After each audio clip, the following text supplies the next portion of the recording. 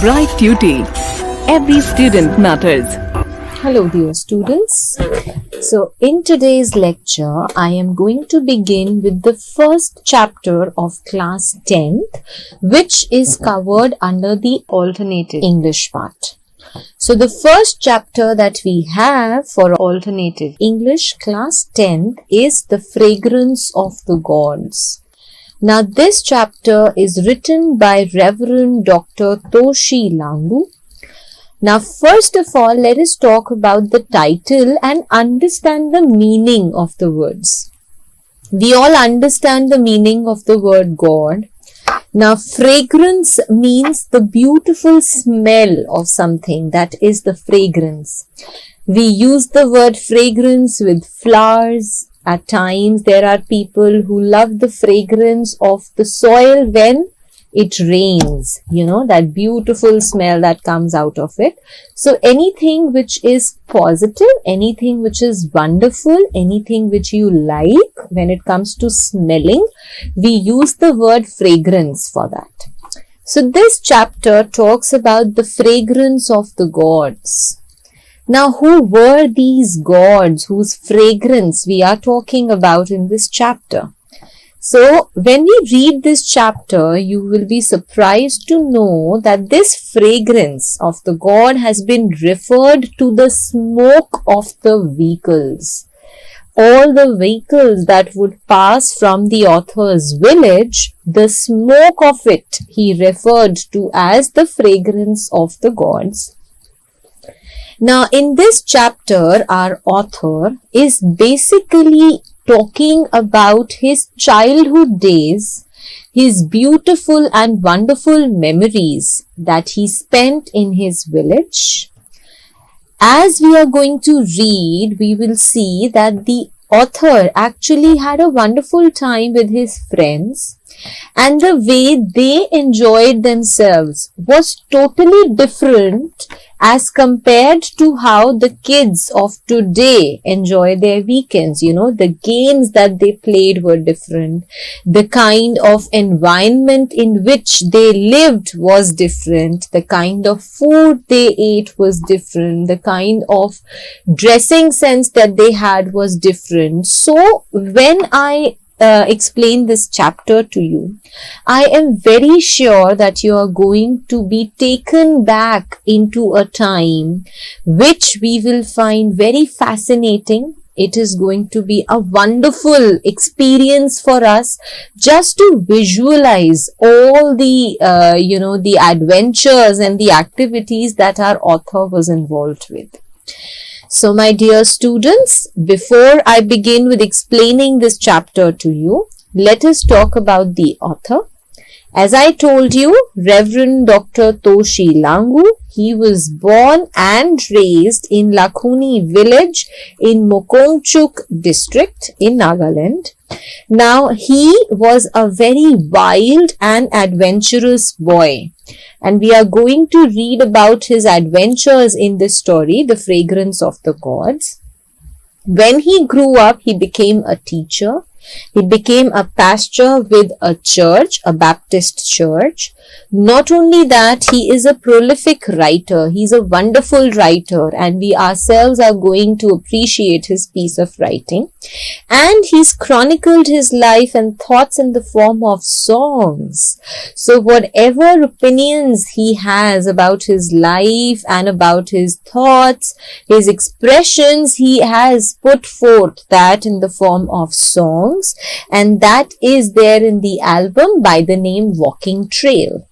Now he started his own prayer ministry, the Frontline Prayer Ministries.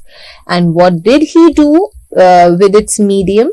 He used to bring everyone his vision of an uncorrupted, beautiful Nagaland. So with that ministry, with that prayer ministry that he had, he told people about the uncorrupted adopted the beautiful, the pure Nagaland that he has lived in, and he also brought out a very, very major, a very wonderful message that there is always an angel who's taking care of us. So whenever we go somewhere, wherever we are, there is always an invisible force taking care of us. So let us begin with the chapter now. I am a child of the 50s and I was born and brought up somewhere in the lower regions of the AO land called the Japukog range. Now, as you can see in the first line itself, our author is the narrator of this chapter. He is the one who's telling us this story. So he says that I am a child of the 50s. So the 50s, the year that we are talking about was of the 50s. And he says that I was born and brought up in the lower regions of the AO land, which is called the Japukong range. So Japukong range, he was born in the lower region of this range and born and raised. So not only was he born there, but he grew up in that village as well. Our village was remote, backward and far away from any civilization. Yet we loved our village and the jungles that so thoroughly blanketed the entire region. There we grew up more like civilized apes than human children, for we spent more time in the wild outdoors than at homes. So he tells us that his village was very remote and backward. Remote means something which is far, far away. So very far away from your reach, and backward. Backward we all understand, something which is not that developed. Okay, so his village was very far away. Not many people were aware of this village, and the people who lived in this village were not as developed and civilized as the other people. He says that we were far away from any civilization. As I told you, civilization means a proper developing community. So he tells us that his village was very far, and there they lived in a very wild manner, and any qualities of being civilized, of being well mannered, educated, sophisticated were missing in them. He says, yet we loved our village and the jungles. So, despite it being far away and backward, he tells us that he loved his village and also the jungles that blanketed the entire region. Blanketed, covered. So, his entire village was covered by forest, jungles. There, we grew up more like civilized apes than human children, for we spent more time in the wild outdoors than at homes. So he says that in those, in that village, we grew up like civilized apes. Apes refers to monkeys. They are a species of monkeys. So the author actually says that he ended up comparing himself to a monkey who was civilized, who was well mannered than the wild monkey. And he tells us that there was a lot of difference between him and the other friends of his and the other human children. So that is why he's actually divided himself from the normal, population, and he calls himself as a civilized monkey rather than calling himself a human child. And he also tells us that most of his time was spent outdoors in the wild, in the jungles, rather than being at home. Most normal days of our childhood consisted of exploring the forest, climbing trees, swinging from branches, eating wild fruits and nuts, and monkeying around. When the Americans were trying to build a rocket and go to the moon, we were busy swinging from branch to branch up in the trees, that too without any safety equipments. So he tells us that most of his childhood was actually full of exploring the forest. What do we mean by exploring? Exploring means when you go and look out for something which is new for you. Okay, so he tells us that in most of his childhood, he would just go to the forest and he would look out for all the new and wonderful things that he could find. He would climb the trees. He would swing from branch to branch, swinging just like a monkey swings from one branch to the other, So he tells us that he would swing from branch to branch. He would eat wild fruits that grew in the jungles, nuts, and monkeying around. So he's actually used the word monkeying as a verb, as an action word, where he tells us that he would just keep on jumping from one place to the other, and he used to live like a monkey. When the Americans were trying to build a rocket and go to the moon, we were busy swinging from branch to branch. So he tells us that in those days, they heard about the fact that Americans were trying to build a rocket and go to the moon. But at that time, when the Americans were, doing something like this, the author tells us that he was simply swinging from one branch to the other in the trees, and that too without any safety equipment without any safety measures. He would just keep on jumping and swinging from one branch of the tree to the other. When I think about my childhood days, I like to visualize it in terms of the interesting happenings in a good zoo, especially with the enclosure kept exclusively for the apes. My friends and I did most of the things that apes usually do in the zoo, except of course we never vomited any half-digested cud on our palms and ate it as if it were melted chocolate candy. Well, if we could, we might have done that too, who knows. So the author tells us that when he thinks about his childhood days, he likes to visualize it. What do we mean by visualizing? Imagining, creating a picture of something in your mind. So he says that I like to visualize it in terms of the interesting happenings in a good zoo. So he says that he actually liked to picture all the good and the interesting things that would take place in a zoo, especially within the enclosure kept for the apes. Enclosure, in the simplest of terms, refers to the cage which is kept for the animals. So he liked to picture about that cage which was kept for the apes, for the monkeys, because as we have just read that he actually compared himself to a monkey. He says that me and my friends, we did most of the things that apes usually do in the zoo. There was just one thing that was different. We never vomited any half-digested cud on our palms. Now, what is cud? Usually what the animals do, cud refers to the partly digested food. So if they eat something, after they have eaten it partially, they take it out and then they eat it again whenever they feel hungry.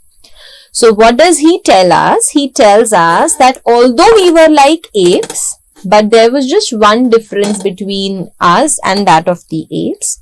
We never vomited. Vomiting, we never brought out any half-digested food on our palms. Palms, the hand, the front side of your hand. So he said we never brought out any half-digested food on our palm, and we never ate it back as if we were eating some melted chocolate candy. So licking and eating melted chocolate is something that we all like to do. So he said that we did not do that. Although he tells us that if we could, if it was possible for us to do so, I am sure we would have done that as well. So he is not denying the fact that there was much of a difference between him as well as the apes. Our village was perched snugly on a mountain top surrounded by thick jungles on all sides.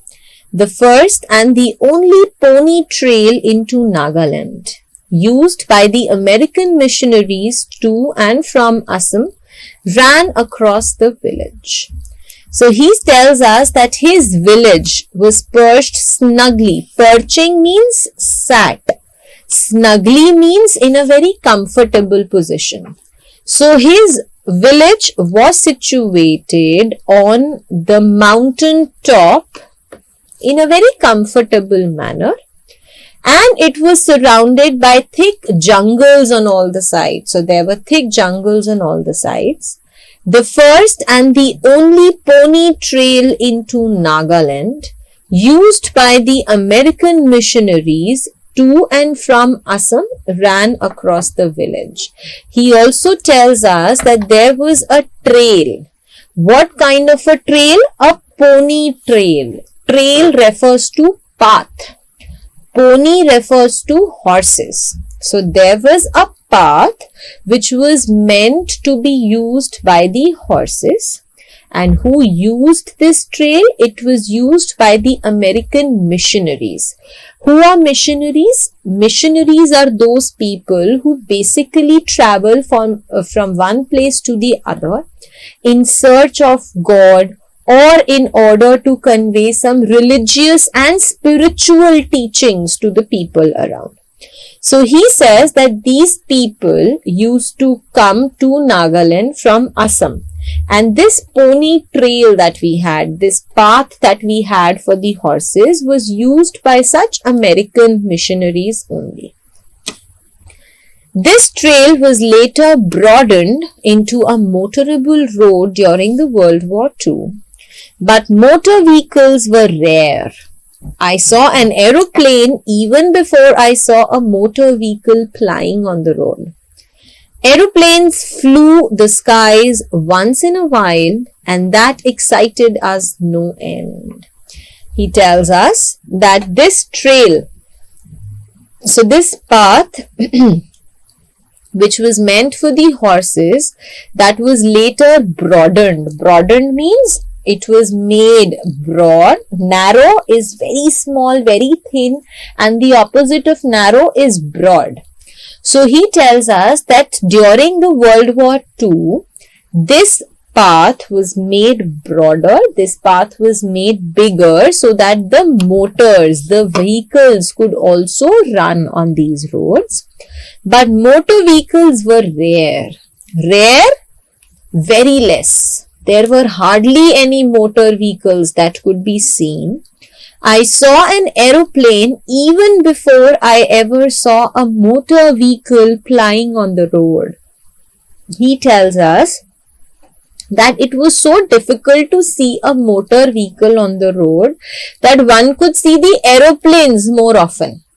He tells us that he saw an aeroplane before seeing a motor vehicle flying on the road. So moving on the road, he did not see that very often. Aeroplanes flew the skies once in a while, and that excited us no end. He tells us that once in a while the aeroplanes would actually fly in the sky, and whenever they would see an aeroplane, whenever they would hear the sound of an aeroplane, they would get very excited.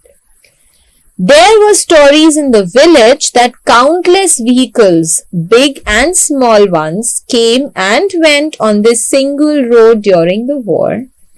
They were driven by giant ape-like men with red faces.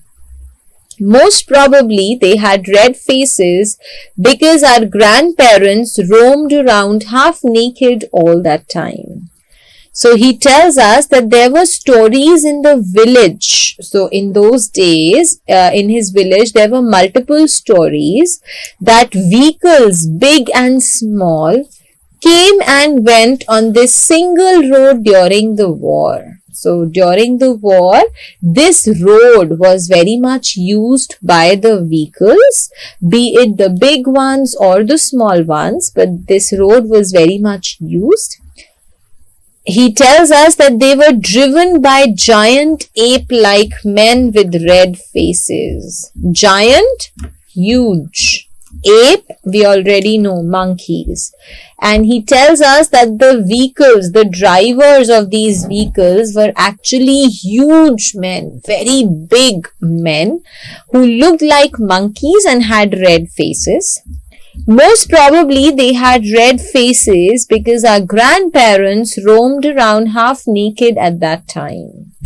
So he tells us that, these men had red faces. Red faces, having a red face is basically an indication of feeling ashamed of something. Usually our face turns red when we are blushing, when we are feeling shy, when we are ashamed of something. So having a red face is an indication of it. He tells us that I believe these drivers had red faces because in those days our grandparents were half naked. They did not wear anything. They were almost half naked. So he tells us that maybe because, seeing somebody half naked obviously makes you feel shy. So that is probably one of the reasons why the drivers of these vehicles used to have red faces. The Americans might have been blushing or perhaps they got sunburns. I was not born as yet when they frequented our village. I missed such an exciting time in history by about 5 years. So he confirms the same thing, that these people who would drive to their village in those cars, they were the Americans. And the reason why they had red faces were either because they were blushing, they were feeling shy on having seen those people half naked, or maybe they got sunburns. When you spend a lot of time in sun, your skin gets burnt and it turns red. So he said these are the only two reasons for having a red face. I was not born as yet when they frequented our village. So the author is feeling very sad that when the Americans would come to the village very often, he was not born at that time. I missed such an exciting time in history by about 5 years. So he said that he was born 5 years later than that time and therefore he missed that exciting duration. Now it was a decade or so after the end of the war and vehicles still seldom passed this way. Maybe they did once in a blue moon, but blue moons were far in between. So he again tells us that it was a decade. Decade means 10 years. So a duration of 10 years is a decade. So he tells us that it has been a decade now since the World War has ended. And vehicles still pass very seldom, very less. So very less chances are there for the vehicles to pass. Maybe they did once in a blue moon. Once in a blue moon, we all know, is an idiom. It is a proverb which simply means something that takes place very less. So he says that there were very little vehicles that would pass to their village, but blue moons were far in between. So blue moons were far in between is simply an expression of the fact that if we are saying that the vehicles passed once in a blue moon, that means let's say once in an year or 2 years, let's say, but blue moons were far in between means that it would take longer for the vehicles on usual. So it would actually take a lot of time for these children to see any vehicle. It was not a daily routine that they would see a vehicle. It took a lot of time when they would come across one.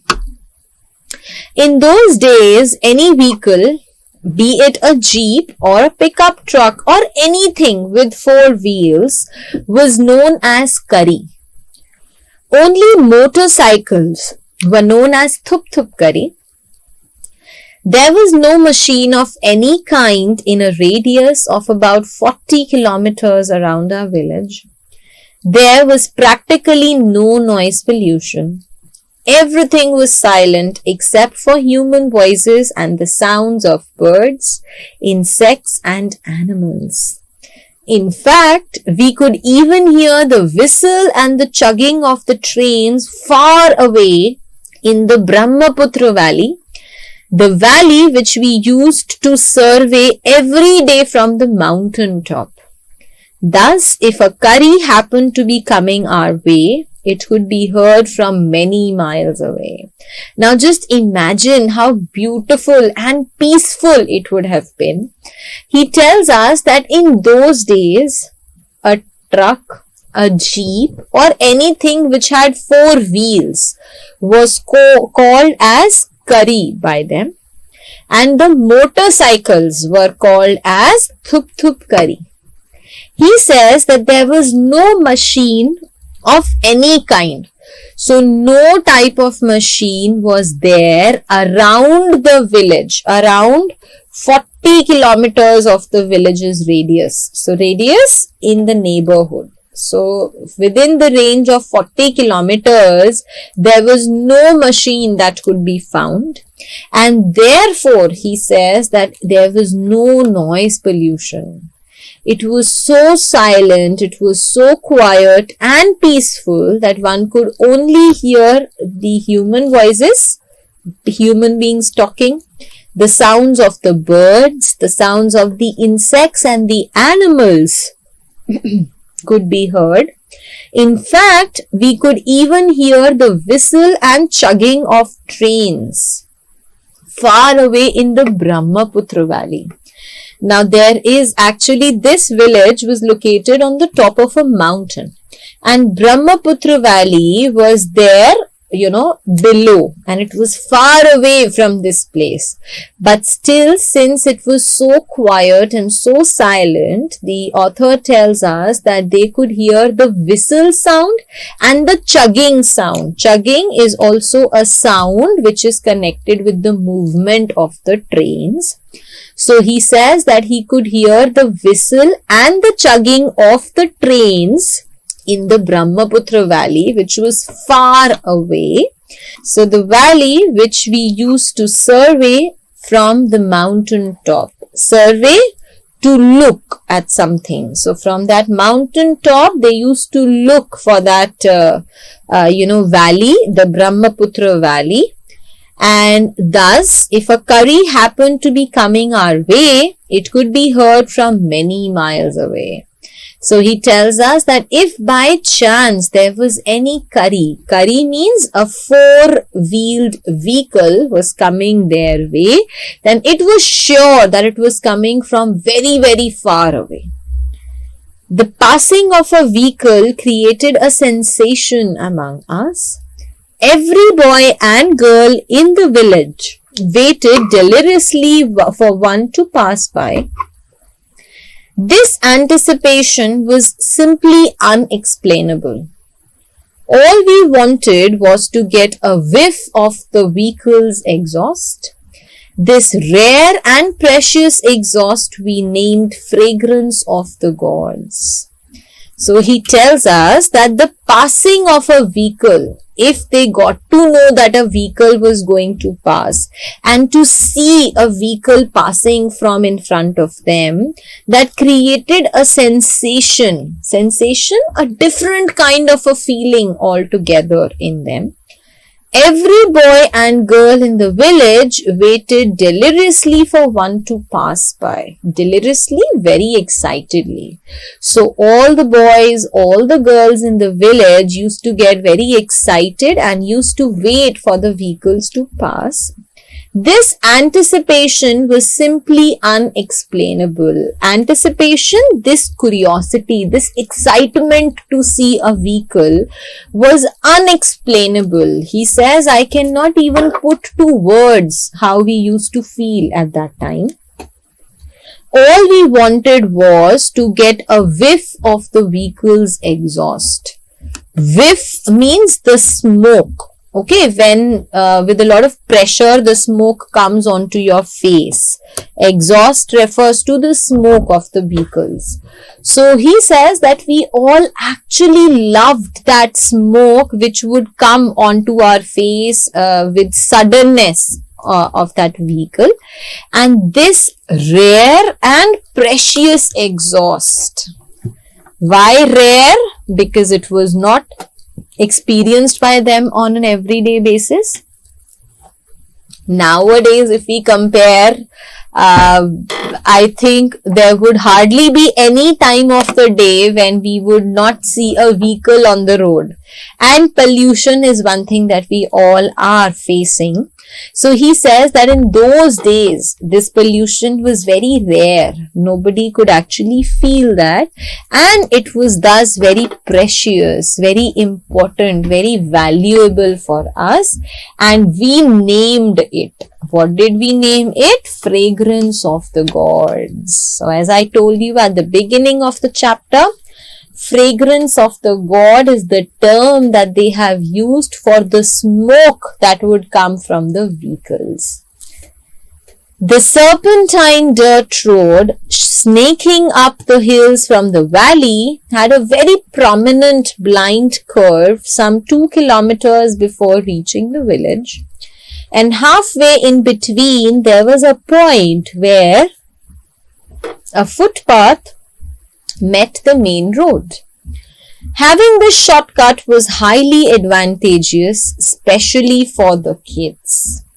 So he tells us that the serpentine dirt road snaking up the hills. Serpentine is derived from the word serpent. Serpent is a snake basically. Dirty road snaking up the hills, as it has been used here. So snaking, moving in a twisted manner. So this road, there was a road which would move in a twisted manner from the valley, had a very prominent blind curve some 2 kilometers before reaching the village. What do we mean by blind curve? Blind curve means when you take a turn and you don't know what lies ahead of you.